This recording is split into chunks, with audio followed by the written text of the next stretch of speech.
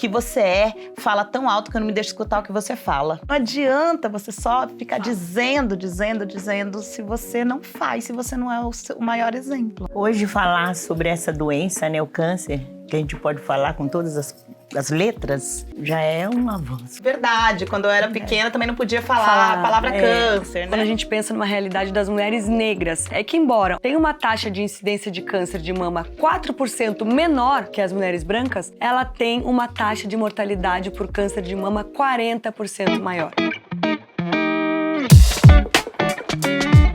Oi, gente! Sejam muito bem-vindas à nossa série Doutoras em Autocuidado. Eu sou a Rafa Brits e estou muito feliz de participar dessa iniciativa do Doutor Consulta para falar sobre o câncer de mama e lembrar as mulheres que o Outubro Rosa vai muito além do autoexame. E foi pensando nisso que o Doutor Consulta abriu esse espaço para compartilhar informações muito valiosas sobre o câncer de mama.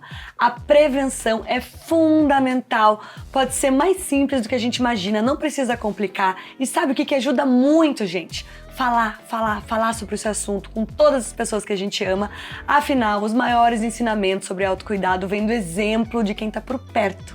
O diálogo e os hábitos de saúde que a gente compartilha são verdadeiros legados passados de geração a geração. E uma coisa super importante quando a gente fala da saúde da mulher é entender como a hereditariedade influencia nisso. Conhecer o histórico de saúde da nossa família pode ser um passo fundamental para prevenir doenças. Então, se você tem, por exemplo, uma mãe, uma tia, uma avó que teve câncer de mama, como eu tive minha mãe, né, teve um câncer de mama, isso pode aumentar o seu risco. E para mulheres com histórico familiar, a recomendação da Sociedade Brasileira de Mastologia é fazer mamografia anual a partir dos 35 anos, como eu faço desde os meus 35, ou 10 anos antes da idade de diagnóstico da família afetada. Isso tudo, né, que eu tô dizendo aqui é, obviamente, junto com seu médico, com uma equipe te acompanhando. Não adianta ficar lá pesquisando na internet. Você e as mulheres da sua família vão entender, vão saber como cuidar melhor uma das outras e adotar uma rotina de prevenção. E falando em família, a gente tem que ressaltar o poder da nossa ancestralidade. A gente herda os genes, mas para além deles, herdamos os cuidados e os conselhos e, obviamente, amor. Cuidar da nossa saúde e bem-estar é respeitar e cultivar o legado que a nossa família nos deixou. E por isso que eu estou muito feliz de receber aqui duas mulheres incríveis, a Dona Margarida e a Adriane Arcebispo, mãe e filha, que são também criadoras de conteúdo e matriarcas da família Quilombo, que todo mundo conhece na internet. Eu sei que sou seguidora, sou fã.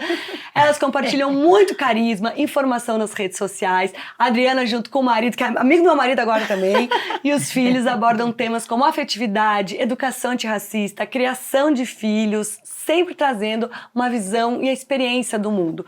E a Dona Margarida, ex-Masterchef, famosa no Brasil inteiro, que conquistou o público com a sua simpatia e receita de dar água na boca e se tornou uma influenciadora 70+, 70+. A gente fala que não é idoso, é o adulto premium. Adulto premium, entendeu? Hoje a gente vai conversar um pouquinho aqui sobre esses cuidados com a saúde, os hábitos passados de mãe para filha e vice-versa. Então sejam bem-vindas. Muito obrigada. Linda, maravilhosas. Ó, eu queria começar falando com você, Adriana. Quando você olha assim para sua mãe e hoje, né, você também construiu a sua família, qual é o maior legado que quando você olha para Dona Margarida fala, olha, isso é imprescindível e foi a primeira coisa que eu mostrei para os meus filhos? O maior legado que minha mãe deixou para mim, primeiro eu quero dizer que é um prazer estar aqui. Eu estou muito feliz de estar aqui com você, de quem eu sou fã também, de estar aqui com a minha mãe, compartilhando esse espaço, né, Doutor Consulta, obrigada pelo convite. O maior legado que minha mãe me deixa é educação, especialmente, né? Eu aprendi com ela a importância da sabedoria e das informações. A minha mãe, numa época que tinha bem pouco livro, a minha mãe já comprava enciclopédia quando passava alguém na porta, com pouco dinheiro que a gente tinha, não é, mãe? Aí ela já comprava enciclopédias e enciclopédias de saúde, onde a gente podia ver informações sobre saúde numa época que era muito escasso, né? Eu nasci em 78 e isso era muito escasso, né, mãe? Essas informações. E aí minha mãe já valorizava isso. Quando a minha mãe me traz, quando a minha mãe faz isso, ela me ensina que é possível, ainda que com pouco recurso, valorizar e priorizar a educação, a sabedoria, as informações. Né? A gente não tinha internet, mas a gente já tinha busca de informações e foi isso que eu aprendi com a minha mãe. Sou muito grata. Olha, mas em tempo de fake news, Dá saudade da enciclopédia, né? Com Era mais certeza. fácil, porque hoje é tanta informação que dá falta. Cadê aquela enciclopédia que tinha uma página? Passavam na porta, o vendedor vendendo livros. É verdade. Ó, e a gente sempre ouve que os hábitos começam em casa. Eu acho muito lindo quando eu vejo isso acontecendo aqui na prática. Eu me emociono. Por exemplo, quando eu percebo que eu tô conseguindo passar também alguns dos meus valores, gente, pros meus filhos e os hábitos, né? Mesmo sabendo que eles são muito pequenos ainda, não me dá spoiler, porque eu já vejo os filhos mais velhos, eu falo, ai meu Deus, spoiler de adolescente.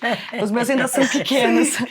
E eu sei como isso impacta no futuro também. Mas eu, como mãe, sei que a gente também aprende muito. Então, assim como eu perguntei pra Adriana, eu queria saber da senhora, o que a Adriana ensinou pra senhora? O que a chegada da Adriana mudou na vida da senhora? Olha, o que a Diana ensinou para mim, desde pequena, né? Porque ela sempre foi uma criança, né? Depois uma adolescente, que me fazia muitas perguntas e que muitas vezes eu nem sabia exatamente responder no momento, mas com essas... Então aí que eu ia buscar as enciclopédias para poder... Olha aqui, para ela poder responder as perguntas da Adriana Curiosa. Isso! Processo Aí direto ela na lia- alimentação. E começou assim, quando ela nem sabia ler direito, mas às vezes até pegava o livro de ponta cabeça. Mas então ali eu aprendia para poder estar passando para ela. Passando pra ela. Uma informação correta, né? E, por exemplo, assim, hábitos de saúde, Adriana, que sabe aquela coisa que eu, por exemplo, na minha casa, sempre teve muita fruta. Fruta, era banana, a gente tinha um sítio, então na minha casa tinha muita fruta. Eu vejo que hoje eu tenho essa mania de a fruteira tem que estar cheia e depois vazia, porque não pode desperdiçar também, então vamos ter muita fruta. Qual um hábito de saúde, assim, que você lembra que a dona Margarida, né, tinha em casa, que você hoje continua a ser viais? Foi a herança da minha mãe. Alimentação. Alimentação e, sobretudo, fruta também. A minha mãe, quando a gente era pequena, minha mãe fazia geladinho pra vender. E a gente, inclusive, né, o geladinho da minha mãe era muito famoso. E minha mãe sempre comprava frutas. Sim. E aí, ia na feira, era no final da feira, comprava aquele monte de fruta, vinha de sacolada com aquele monte de frutas. E a gente se alimentava com frutas em casa. A minha mãe sempre, mesmo quando a gente tinha alguma dificuldade, tinha sempre a verdura. Tinha sempre o legume, tinha sempre... Então, esse hábito alimentar eu herdei, né? Então, Sim. na minha casa, sobremesa, por exemplo, é fruta. As crianças já entendem isso, né? A sobremesa é fruta. Todos os dias tem fruta. Eles cobram, inclusive, qual que é a frutinha de hoje e tal. Isso é algo que eu aprendi com a minha mãe e que eu... Verdade. tô levando pra vida, assim. Ai, fruta é tudo, né? Porque Importante. a gente tá falando aqui muito sobre, né, a saúde da mulher, a prevenção, e às vezes a gente esquece que isso começa lá na nossa alimentação, no exercício. O que a senhora sente que mudou daquela época pra cá? Por exemplo, hoje a gente fica muito na tela. A gente anda menos, né? As coisas têm mais facilidade. A senhora acha que a gente se exercita menos do que a senhora na época da senhora? De jovem? Bom, eu sou do interior, né? Da roça, né? Da onde que a senhora é? Manhumirim, Minas Gerais. Mineira, sim. Mineira, apesar de estar em São Paulo desde os 11 anos. Sim. Mas a minha infância, antes dos 11 anos, Sim. era muito exercício, brincar, subir em árvore, correr, né? Essas eram as nossas brincadeiras. E hoje as crianças, às vezes, ficam muito presas em celular. Sim. Isso é horrível, né? Sim. Eu acho isso muito ruim. Mas, então, eu exercitava mais e... Ainda tem aquelas brincadeiras que sempre que eu posso fazer com meus netos, Sim. eu influencio eles a fazer e ajudo e faço. Fazendo isso. Seus filhos, você tenta colocar eles também assim, pra se exercitar, pra passar essa coisa de subir em árvore? Eu também falo às vezes, sobe na árvore, vai tomar um banho de chuva. Hoje em dia, ai, que chuva dá gripe. Não, vai tomar banho de chuva, banho de mangueira. Você também tenta puxar, eu vejo, né, pelo Instagram de vocês, assim, que você também tenta puxar, né, Sim, essa coisa. eu acho que que o controle do tempo de tela é um desafio, né? Eu acho que a gente está vivendo uma epidemia de crianças com tela. Sim. É importante, quando a gente fala de saúde, a gente também tentar focar um pouco nisso, né? Que é muito difícil, inclusive, no exercício da parentalidade, a gente conseguir tirar essas crianças da tela. E aí, a gente tem incentivado as crianças a se mexer, então, colocando no esporte, ocupando outros espaços, indo no final de semana brincar num parque. Sim. A gente também precisa pensar, né, que na ocupação da cidade, cada vez mais raro ter árvore para subir, né? Nas escolas é cada vez mais raro ter árvore para subir, espaço para correr. E aí a gente precisa entender. E aí na periferia ainda mais. É mais difícil na periferia as pessoas acessarem um parque. E aí eu moro numa região que tem mais parques e o que a gente tem feito é estimular as crianças, tanto reduzindo o período que eles ficam expostos à tela, quanto estimulando o exercício físico e as atividades, né? No tempo que eles têm livre. Isso é muito verdade. Você, ao longo da vida, você mudou algo, assim, que eu já percebi isso na minha vida, assim. Eu tava, por exemplo, uma época, eu percebi que eu mesma ficava muito tempo nas redes sociais, porque, assim, a gente olha para eles e fala, sai da tela, mas quando você vê, você tá na tela. Então, esse foi um hábito que eu fui tentando mudar. Eu mesma, chegar em casa e vou guardar meu telefone. Você tem algum hábito que você foi mudando, assim, ao longo da sua jornada na maternidade, pra deixar, né, essa herança para eles também, lá na frente, não repetirem alguns hábitos ruins? Eu acho que tem a ver com fazer exercício físico, movimentar o corpo, não ficar parada, né? Ficar muito tempo parada num espaço só. Isso é algo que eu tenho feito para que eles aprendam também a se movimentar, a se cuidarem. Isso eu tenho feito. Uma outra coisa que eu tenho feito é o cuidado com a alimentação, para que eles também, né? Então, não só a ingestão de frutas, mas comer mais verduras, comer mais colorido, inventar, ser mais inventivo na cozinha. O Akins gosta de inventar coisa, o Akins gosta de cozinhar, e aí a gente tem estimulado isso e olha o exemplo que ele tem! Exato! Neto de Masterchef, Neto de Masterchef! Claro, então a gente tem, isso é uma coisa que eu tenho feito cada vez mais para que eles cresçam saudáveis também, a partir do exemplo, né? Eu tinha uma professora que ela dizia, o que você fala tão alto que eu não me deixo escutar o que você fala. E eu acho isso incrível, porque não adianta você só ficar dizendo se você não faz, se você não é o seu maior exemplo, né? Adorei, vou anotar essa frase da professora. E ainda falando sobre autocuidado como exemplo, a gente precisa falar sobre prevenção. Mas antes da gente entrar nos cuidados preventivos, que cada uma, né, vai praticar e vai incentivar a outra, eu queria entender de vocês, né, na história da família. Vocês têm algum histórico de doença da família, assim como na minha família, né? Eu cuido muito, porque eu tenho um caso de câncer de mama pela irmã do meu pai e pela minha mãe. Então são pelos dois lados, por isso que lá em casa assim a gente se cuida demais. Quais são, vamos falar que é papo de consultório mesmo. Qual é o histórico familiar de vocês? É diabetes? Cada família tem o seu, gente. A família tem coisas boas e ruins, mas cada um tem as suas. Qual é o histórico familiar de vocês aí, dos diagnósticos da família? O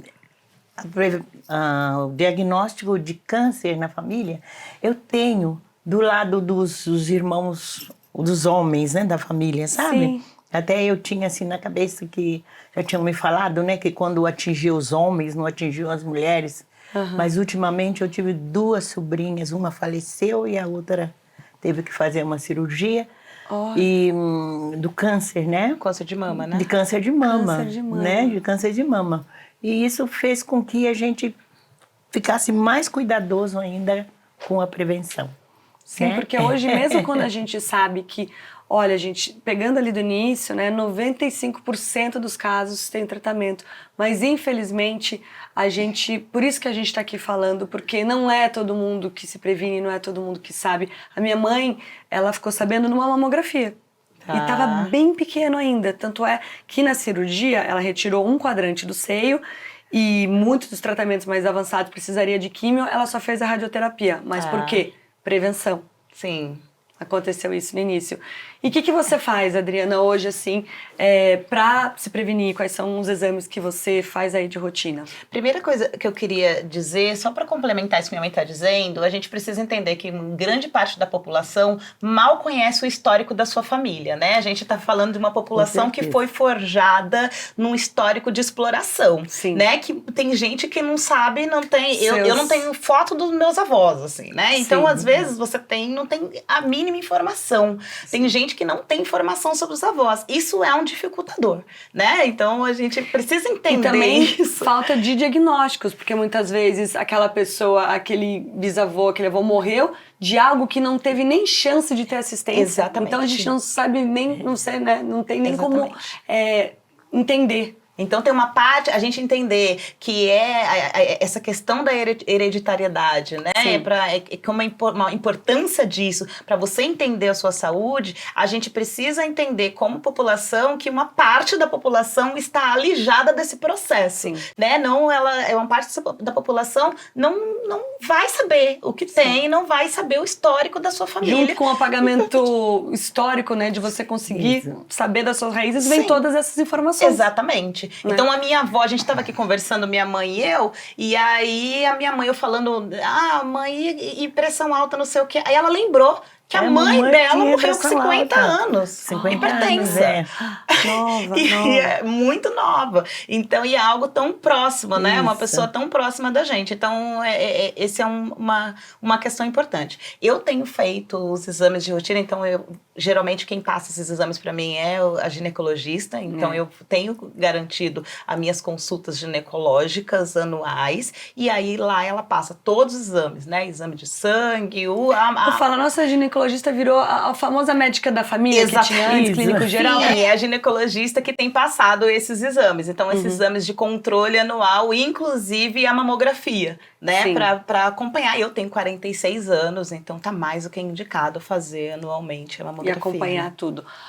E como aqui no Doutor Consulta a gente acredita que informação transforma vidas, tem outro dado que pouca gente sabe, mas é que é muito importante quando a gente pensa numa realidade das mulheres negras, é que embora, olha isso, tem uma taxa de incidência de câncer de mama 4% menor que as mulheres brancas, ela tem uma taxa de mortalidade por câncer de mama 40% maior. Esse número mostra a importância da gente democratizar o acesso à saúde e isso é muito sério, esse dado é muito sério. Sim.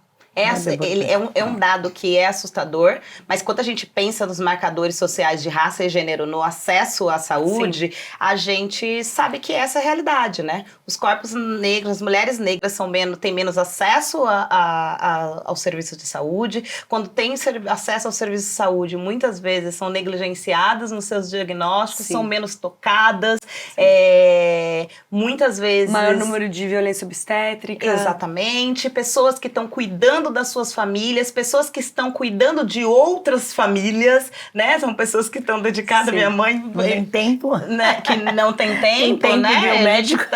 É isso. A minha mãe foi empregada doméstica durante muitos anos, né? 21 anos. Dedicou anos e anos e anos no cuidado com outra família, né? Juntando no cuidado com outra família, juntando o cuidado com a sua família. E aí, qual é o momento que essa mulher vai se tocar? Que hora que essa mulher vai se conhecer? Que hora que essa mulher vai ter acesso? Vai marcar uma consulta? Porque preventiva. Ela precisa... Preventiva, né? Quando já tá na situação, tá doente, tá mal, as pessoas, né? Isso, ajuda, tal. Agora, prevenção, olha, eu vou fazer meu preventivo. Exatamente.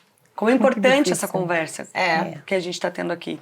E isso é algo que a gente ainda avançou pouco, né, Rafa, com relação a isso. E a gente, de fato, mulheres negras menos acometidas pelo câncer de mama, mas morrendo mais, por questões que são marcadores sociais, né, que a gente enfrenta, que é essa intersecção de gênero e de raça, né, que somos mulheres, somos mulheres pretas. Hoje falar sobre essa doença, né, o câncer, que a gente pode falar com todas as letras, já é um avanço. Porque antigamente falava a doença ruim. A doença ruim. Doença ruim. Quando eu era pequena não falava câncer. Não falava, não. C, né? Já ouvi falar, o C. Só da letra C. Tem família, cada família tem um nome pro o bicho. Minha mãe chamava de bicho. Ah, eu tirei o bicho, o bicho. Quando e se acontecesse de morrer uma pessoa na família com câncer, Sim.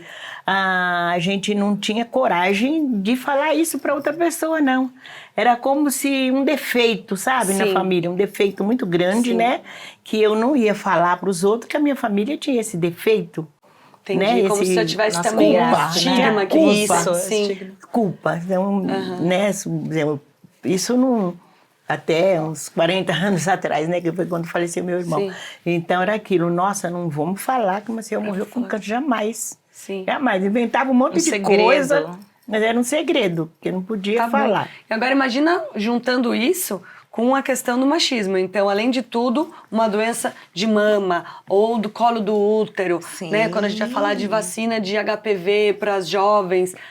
Então, assim, por isso que a gente diz, vai ficando cada vez mais difícil e, obviamente, o empilhamento de atravessamentos. Sim. E aí, com certeza, a mulher negra antigamente, ainda mais, né? Porque hoje a gente ainda consegue falar um pouco, mas antigamente o machismo, enfim. Acho que as redes sociais têm ajudado muito. Sim. É evidente que nós temos fake news e aí tem essas dificuldades, esses atravessamentos que a gente passa, mas eu acho que tem uma questão do acesso à informação ser um pouco mais democratizado com redes sociais e quando a gente faz esse papo aqui, quando o Doutor Consulta promove esse papo, Sim. isso é Isso é extremamente maravilhoso. transformador, porque a gente está aqui falando de questões, eu tenho certeza que as pessoas que estão acompanhando em casa também tem lá na família, é verdade, quando eu era pequena também não podia falar a palavra câncer, né? Sim, não, jamais. Provavelmente quem está assistindo a gente deve se lembrar que teve uma época que câncer de mama era sentença de morte, Sim. né? Quando falava, você tá com câncer de morte,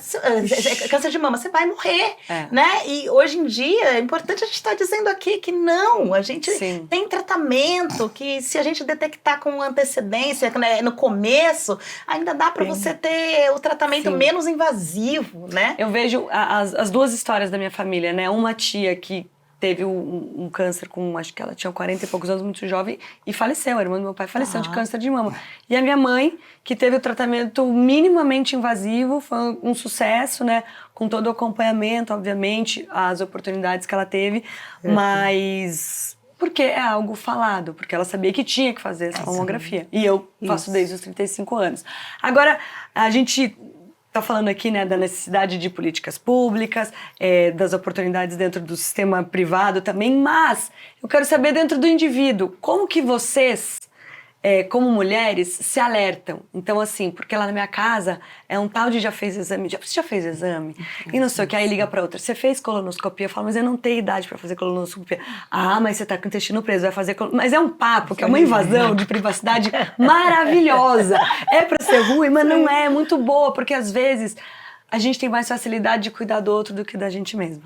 Isso é né? verdade. É mais fácil a gente lembrar, vou falar pra minha filha do que a gente fazer pela gente. Como que é essa relação de vocês de cuidado uma com a outra? A gente se fala bastante, né, mãe? Muito, né? Acho que a gente se fala de coisas muito íntimas, assim, né? De perguntar, né? Sim. Se eu fui no médico. Exatamente. De ver, foi no médico, conseguiu acessar, conseguiu marcar consulta, se não conseguiu, para quando que tá, né? O que a gente pode fazer? Vamos tentar em outro lugar. Eu acho que tá nesse lugar, assim, o nosso cuidado, né, mãe? As nossas verdade. trocas. Com certeza. Ó, Dona Margarida, por ter 70 mais, a idosa plus, não a idosa plus, é adulto plus, adulto premium, tem indicação de fazer mamografia a cada 2 anos, se não tiver histórico anterior. Por exemplo, a minha mãe tem mais de 70, mas ela tem que fazer todo ano como preventivo normal. Já para Adriana, com 45, é recomendado fazer mamografia anual. E eu, que tenho o histórico da minha mãe, comecei com 35 anos, que é mais cedo, né? Certo. Geralmente, a OMS indica depois dos 40, mas eu comecei com 35. E eu queria saber, nessa rotina de cuidado preventivo, quem que toma a frente? Ou às vezes, também queria saber da sua filha, porque agora temos mais uma mulher né, nesse clã. Exatamente. Como que é essa comunicação de vocês com ela? Muito boa sua pergunta, Rafa, porque quando eu penso em autocuidado com uma menina de 9 anos, que é a idade que a Dandara tem, eu tenho ensinado para ela que o autocuidado é ela cuidar da pele dela, que ela poder se tocar livremente, porque pensa bem, como é que a gente diz para as pessoas que elas têm que fazer o autoexame se a gente vive numa cultura onde as pessoas não se tocam?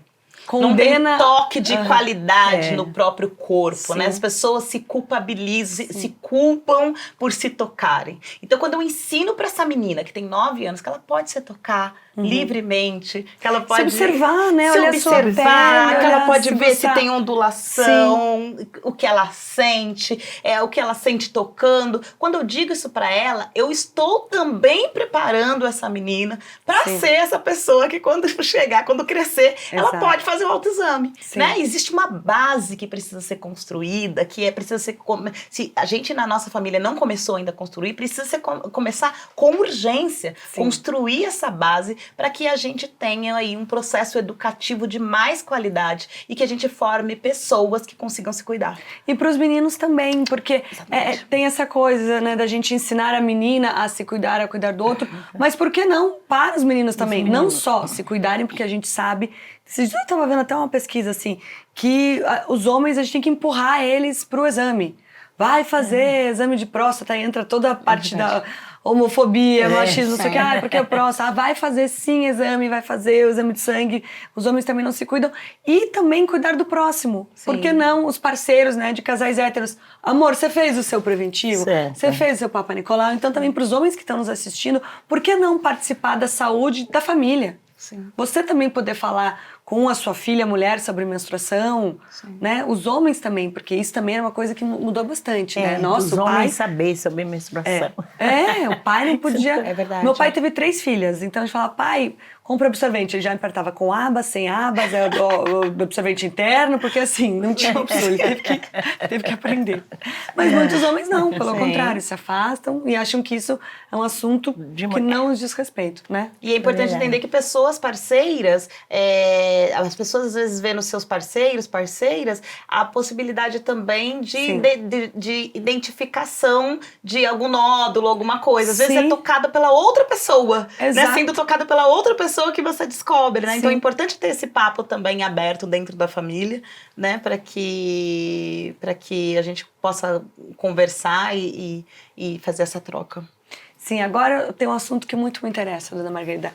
Comida, alimentação. A senhora que é fera no assunto. A gente sabe que para você fazer uma comida gostosa, não necessariamente precisa ser... Acho que em algum momento da nossa história a gente achou que o gostoso tem que ser muito gorduroso ou tem que ser frito. Não tô dizendo que é ruim, gente. Não vou mentir aqui. Sim. É bom, mas a comida gostosa também pode ser uma comida saudável. A senhora concorda com isso? Concordo. Plenamente, né?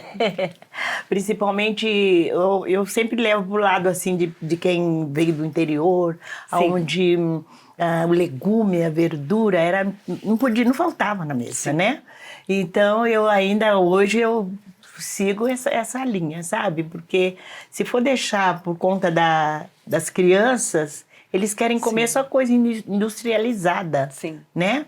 Então, não digo que não vai comer de vez em quando, mas eu faço questão da verdura, do legume, do feijão, sabe? E assim, eu digo, pode ter um bolo à tarde, um belo bolo, mas também um bolo feito em casa, né? É aquele verdade. bolo de fubá, aquele bolo, porque mineiro, assim, a gente já com sabe que vai certeza. chegar na casa mineira, vai ter comida boa. E a minha mãe planta no quintal, então assim, tem uma couve do quintal, Não, que acredito. tem um Cheiro sabor verde. de couve do quintal, é outra couve, não é? Fresquinha, direto. Taioba, então tem a taioba do guaraponobas. O quintal, que é taioba, gente? Taioba é uma punk, que é uma planta não convencional, planta alimentícia não convencional, que são essas plantas mato que a gente come. Sim.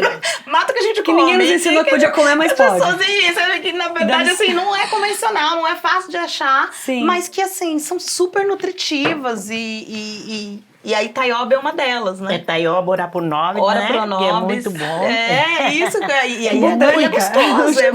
É botânica.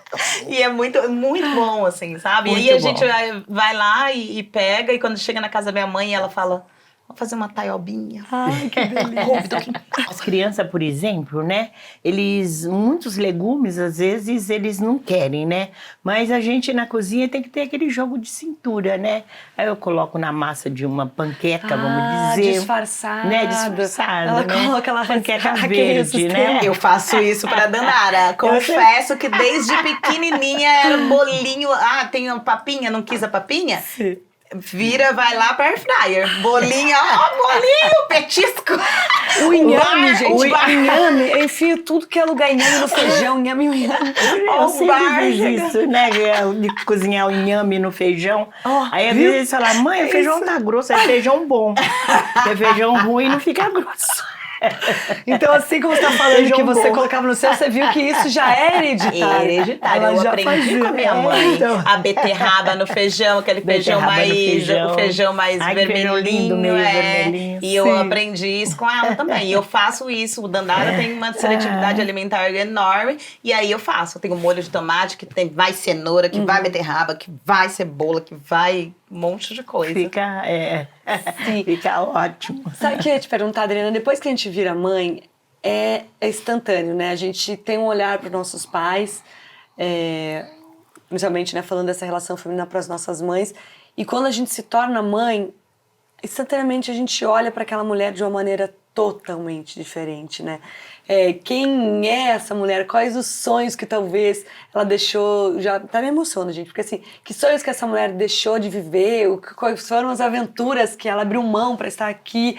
O estudo, muitas vezes, né, para sustentar aquela família. Como que foi para você, depois que você se tornou mãe, essa reconexão com a sua mãe com outro ponto de vista? Eu acho que foi um processo que eu precisei de muita terapia para entender, porque assim, a minha mãe, foram dois processos. Um para entender essa reconexão, né, para entender o quanto ela teve que abrir mão de tantas coisas, e também para me curar do quanto me revoltava o fato dela precisar estar tão ausente muitas vezes para cuidar de outras famílias, de outros espaços, né? O quanto ela precisou muitas vezes se sacrificar para garantir comida pra gente. Eu acho que a vida podia ter sido mais leve para ela, né? Sim. E aí eu fiquei muito tempo curando isso em mim, né? Olhando para todas as pessoas que deixaram a vida dela muito difícil. Sim. E falando, não tá certo, não tá certo. Mas por outro lado, também foi um processo muito curador, porque... Antes do acolhimento veio a revolta, né? Isso, veio a revolta, né? A revolta de, olha, ela não pôde muitas vezes estar aqui, por conta de um processo de muita exploração, né? E de muitas ausências que ela viveu, né? Tendo lá empregada doméstica desde os 11 anos de idade e trabalhando sem registro, né? E 21 anos, né? Então, para mim foi muito revoltante isso, mas por outro lado, depois de reconexão de falar, nossa, ela foi forte pra caramba, e que bom, eu tenho um orgulho danado quando as pessoas falam que eu pareço com a minha mãe, porque eu sou muito parecida com ela mesmo. Né, mãe? Eu tenho um orgulho danado quando as pessoas falam que eu pareço com ela, porque aí eu falo, eu sou essa mulher forte, essa mulher que herdou essa força, que herdou essa potência, mas com outros recursos. Eu venho também, eu tô com outro lugar, né? Eu chego com outros recursos na vida, e os recursos financeiros, os recursos externos, os recursos internos. Sim. E aí todas as vezes que eu penso em desistir, eu falo, eu sou potência filha de Dona Margarida. Não dá. Muito lindo. E Dandara seguindo nessa linha. Com certeza. Dandara é a nossa pequena potência. Porque daí vai imagina, com 9 anos, ela já deve, né? Exatamente. Dandara se entendendo. Todas as vezes que eu vejo Dandara se olhando no espelho e dizendo, eu sou linda, eu sou maravilhosa, eu posso fazer, eu quero fazer. Dandara acabou de fazer um filme como protagonista agora, acabou de gravar o primeiro filme dela pro cinema, um longa. E aí quando ela se olha, sabe? Sim. E se entende como uma menina poderosa, se apropriando também, se apropriando da sua origem. Eu falo a gente desde lá da minha avó e das outras mulheres que vieram antes e que a gente não conheceu, né, mãe? Que a gente não teve a possibilidade de conhecer, a gente vem escrevendo a nossa história, né? A partir da nossa ancestralidade. Que bom que a gente descende dessas mulheres. Qual é um ensinamento, Dona Margarida, que se a senhora pudesse deixar para sua neta, sabe, algo escrito assim para ela nunca esquecer? O que a senhora acha que é assim mais importante para uma mulher? Falando agora das mulheres. Olha, eu acho muito importante, né? A gente hoje tem essa oportunidade de estar conversando, falando dos antepassados, né? E coisas que antes não tinha, né? Que a gente não... Eu não conhecia meus avós, né? Mas eu sei o quanto a minha mãe foi uma pessoa lutadora, quanto a minha mãe foi potente, né? Então eu acho importante falar, vamos dizer, para Dandara, né? Que ela veio de uma, né? De uma árvore, Sim. de uma árvore que deu fruto, né? Sim. Então ela também, ela não vai deixar morrer esses frutos, né? Sim. Ela também vai ser essa árvore frutífera. Então eu acho que, sabe, aquilo de ir passando mesmo, né? De mamãe para mim, para filha, filha para neta, né? Eu acho que é isso, sabe? Nós podemos, né? E a senhora acha que com essa nova geração, a Dandara, eu nem sei o que é geração, o que, gente? Eu parei na geração Z. Eu não entendo, gente. Eu já não entendo essas gerações. Tem millenniums, tem não sei o que, não Mas entendo. O que a senhora acha que hoje as pessoas mais velhas também podem aprender com essas meninas que estão chegando aí com acesso a muito mais informação, com muito mais apropriação de quem elas são? Que a senhora acha que elas trazem de ensinamento pra gente? Muita coisa, né? Eu falei, antes de chegar aqui, eu falei pra Adriana, você vai ser a Dona Margarida e eu sou a Adriana. Porque eu aprendo muito, vamos dizer, com minha filha, né? Sim. Eu aprendo muito com essas, sabe, coisas que eu não tinha, às vezes, tinha vontade de saber, mas não tinha coragem de perguntar, sabe, vergonha. A mulher foi criada assim, sabe, ter vergonha de falar de si mesma, né? Então eu aprendi muito com a Adriana, que isso, sabe, de poder falar, de poder se tocar, vamos dizer, né? Sim. Isso era uma coisa proibida. Como que a mulher vai ficar fazendo exame si mesmo? Isso aí era feio, né? Sim. Então, aprendi muito e eu acho que esse ensinamento, como a Adriana já disse, né? Já vai passando para os filhos, né? Sim. Porque a nova geração vai ser diferente, não vai ter esse tabu que eu tive. E a gente falando aqui de autocuidado, de exames preventivos, de, por exemplo, você falou da Dandara, a vacina do HPV para as meninas é com 9 anos, para meninos e meninas, 9 anos, a gente nem sabia disso, é que baixou a idade, né? Descobriram que faz isso mais. Mas tudo isso tem muito a ver com uma rede de apoio. Qual que é a importância? Acho que você é a melhor pessoa para falar disso, Adriana. Qual a importância dessa rede de apoio? Quando você olha para sua mãe, você via, não existia essa rede de apoio, não existia uma consciência, enfim, em várias camadas. Mas qual a importância da rede de apoio para nós, mulheres, para nossa saúde? É fundamental rede de apoio, né? Primeiro, para você ter tempo. E quando a gente fala de saúde, é importante a gente pensar também na saúde mental, né? Porque ter tempo de existir para além da maternidade depende de rede de apoio. Sim. Não dá para você fazer exercício físico, se alimentar direito, dormir na hora certa, se você não tiver quem cuide das crianças, se você não tiver quem cuide do espaço ali, minimamente manter suas crianças vivas e saudáveis enquanto você está vivendo. Então, e aí, quando você começou a pergunta, eu pensei automaticamente no meu companheiro, e aí vou dizer que marido não é rede de apoio, né? Sim. Marido, eu tenho um parceiro, um marido, que é responsável, que divide, tão responsável quanto eu, pelo cuidado das crianças, mas que além disso, eu tenho, por exemplo, a minha mãe, que às vezes me apoia, vai ficar com as crianças, tem uma outra pessoa que às vezes fica com as crianças para que a gente faça outras coisas, né? Então a gente tem uma rede que ali se articula para cuidar das crianças enquanto a gente se cuida.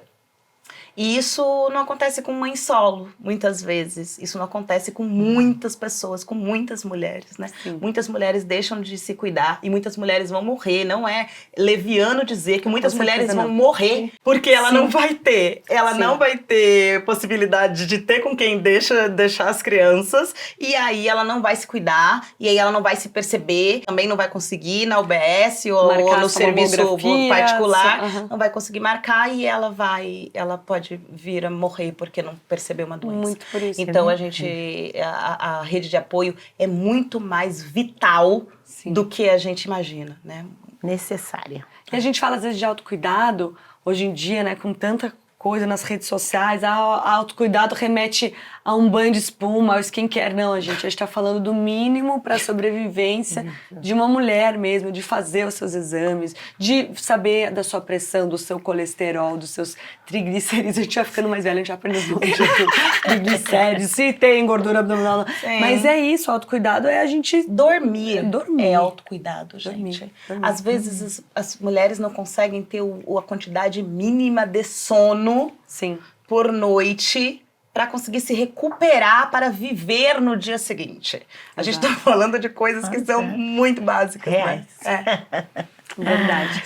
Bom, Dona Margarida e Adriana, eu adorei a nossa conversa. Espero que vocês tenham saído daqui também felizes, inspiradas, com essa conexão cada vez mais forte. Pra gente fechar esse bate-papo, eu queria deixar uma mensagem importante.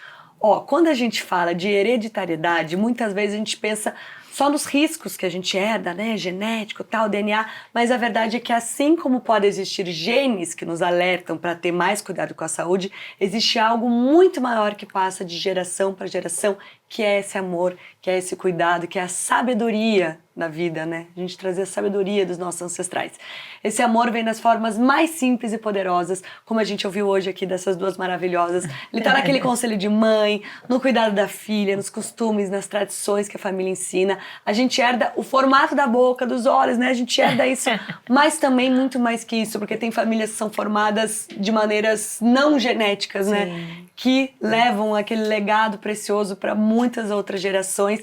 Então, muito obrigada para vocês. Gostaram do nosso papo, gente? Muito bom, muito bom. Acho que a maior mensagem que fica daqui é famílias conversem, se ouçam, né? Se cuidem umas das outras, né? Porque isso é transformador, isso é potencializador. Né? Que bom estar aqui com a minha mãe, que bom estar aqui com você, Rafa. Que lindo. Muito obrigada. Bom, gente, obrigada para vocês também. Olha, obrigada por ter nos acompanhado. Esse foi o nosso episódio final aqui do Doutoras de Autocuidado, uma iniciativa do Doutor Consulta para falar sobre o câncer de mama e compartilhar informações, cuidados que a gente deve tomar. E muito além disso, a gente tem aqui uma conversa sincera, a gente abrir esse espaço para de repente você puxar esse assunto na sua família, com as suas amigas, no seu ambiente de trabalho, com os homens também, trazê-los para esse assunto. A saúde feminina não é um assunto das mulheres, é um assunto da sociedade. Então agradeço a cada uma de vocês que acompanharam nossas conversas. Espero que essa jornada de conhecimento tenha sido proveitosa para vocês e a gente se vê em breve. Beijo, obrigada.